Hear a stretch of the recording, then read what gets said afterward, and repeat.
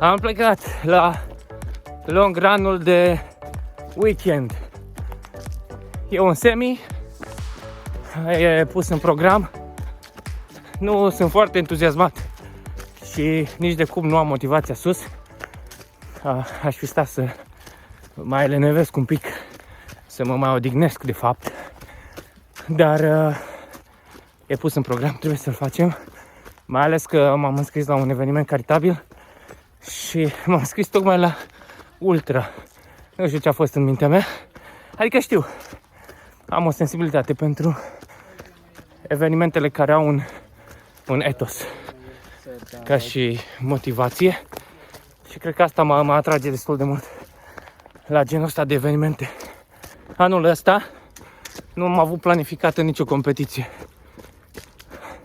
Mi-am pus doar un obiectiv pentru a construi un stil de viață sau a mă reîntoarce la el.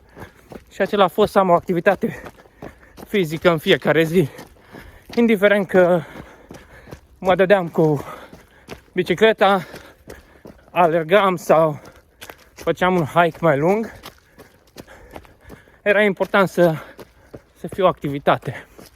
Erau și niște parametri pe care urmăream ca totul să poate fi încadrat și cum de altfel se și întâmplă atunci când ai un obiectiv care se transformă într-o disciplină, cum am reușit eu să fac cu acest obiectiv anul ăsta și de care să mă și țin.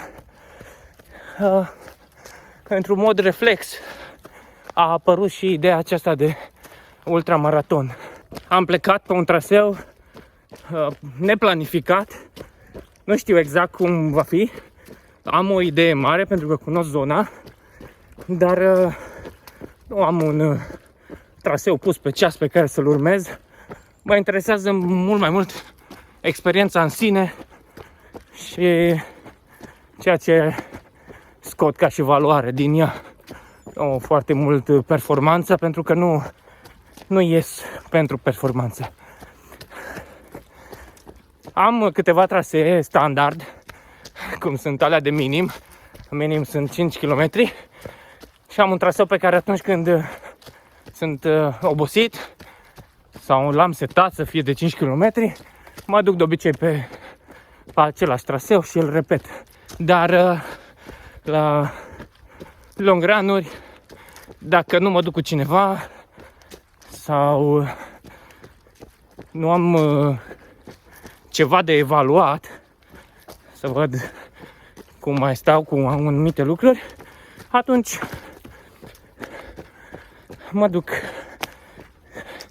în explorare. La fel cum sunt și acum.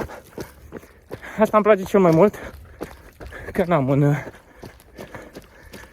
un setting care să-mi fure bucuria, ci din contră. Chestia asta pe mine mă hrănește, pentru că sunt un tip curios din fire și atunci mă ajută mult că merg să descoper. Și în același timp mă defocalizează de la a urmări parametrii, cât am scos pe kilometrul ăsta, cât e BPM-ul și tot felul de indicatori care pentru ce fac eu nu sunt atât de importanți. Așa că mă bucur de liniștea asta care aici. Mai îmi pun muzică în căști, cumva că am plecat cu motivația jos și așa mă mai păcălesc. Hai că nu mai sunt singur, mai întâlnesc colegi de drum. Îmi plac view-urile astea la nebunie. De obicei îmi setez când am un semi, mi-l împart în 4 bucăți. Acum mă apropii de prima bucată, 5 km. Și aici e și un punct de view foarte fain. Tocmai ce am speriat și am fost speriat de un fazan, alergând pe aici, o ieși pur și simplu din arbuști și el a speriat Așa că și eu când am auzit din neant așa, m-a speriat și eu. Ia uitați ce frumos se vede. E genial. View-urile astea plec cu motivația jos și când ajung la view-urile astea, dintr-o dată toată motivația mea crește. Haide, continuăm. Aici e o chestie super mișto care îmi place. Pe aici tot treceau cu 4x4 și oamenii au venit, au săpat ca să nu se mai poată trece și să rămână blocați. Încă se mai poate cu crossul. Sper că se va găsi soluții și pentru asta. Urmează o urcare frumoasă. Îmi plac ruperile astea de ritm. Probabil că sus o să gâfâi ca un moșneag. Dar sunt super mișto când le prinzi. E scurtă. Așa că îi dăm înainte. După cum spuneam, despre gâfâit. Ia uitați.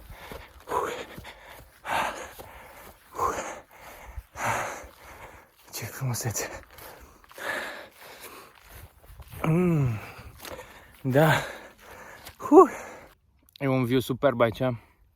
Ar fi și păcat să-l pierd. Am făcut o pauză. Mănânc un baton.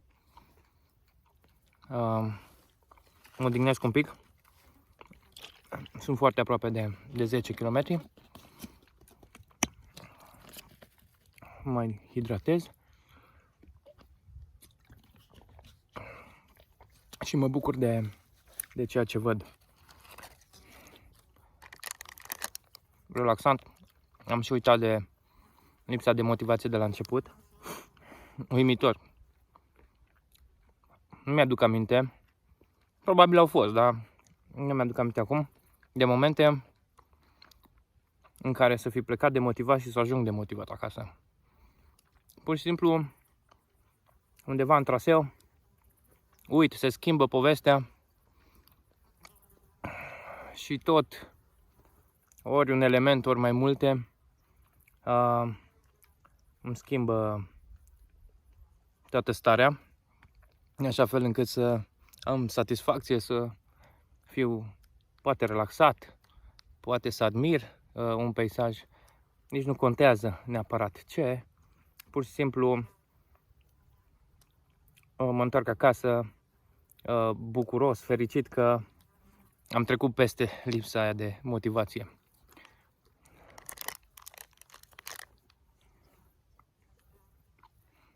Am bem apusul.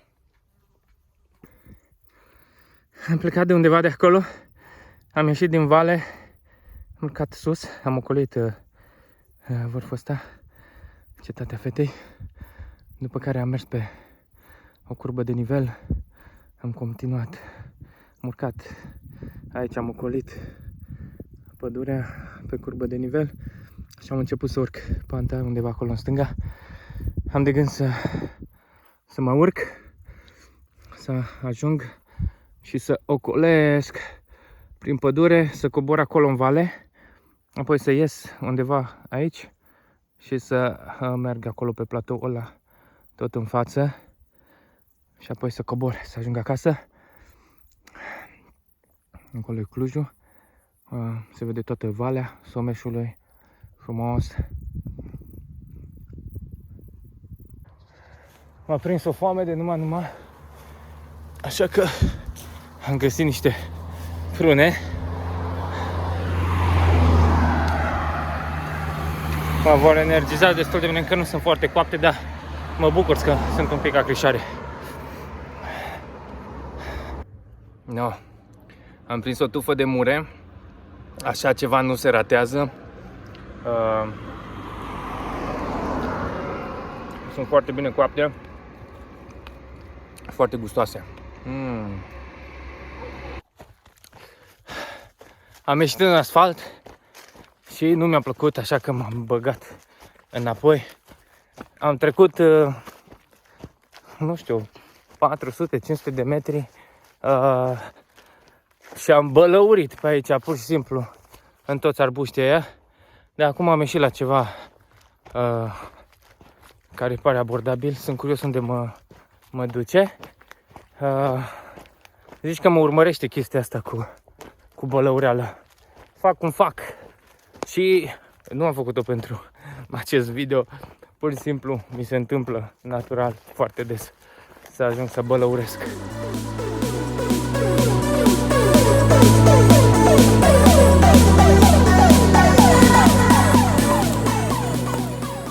No, hai că m-am întors la profesia mea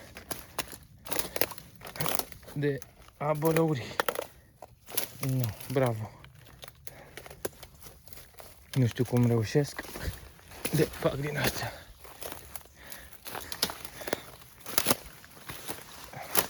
Vine și seara și n-am la frontală. Bine, nu e o problemă că pot să fac o retragere rapidă cam oricând. Da, ideea că se prelungește timpul și îmi ia mai mult decât aveam planificat. Am ajuns la 15 km. Mai am un pic, ultima porțiune. Am prins un drum forestier. Nu mai am treabă. Totul merge bine. Trebuie doar să cobor și să ajung acasă. După o experiență din nou inedită.